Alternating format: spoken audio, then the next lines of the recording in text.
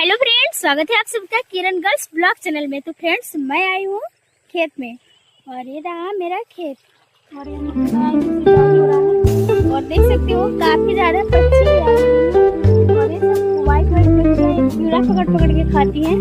जो पानी पड़ने के बाद कीड़े जो उसमें होते हैं वो दोनों लड़ाई भी कर रहे हैं काफी ज्यादा। उसको लग रहा है मार देगा, लड़ाई कर रही है, हमें नहीं पता है। आप देख सकते हो बहुत भयानक लड़ाई चल रही है।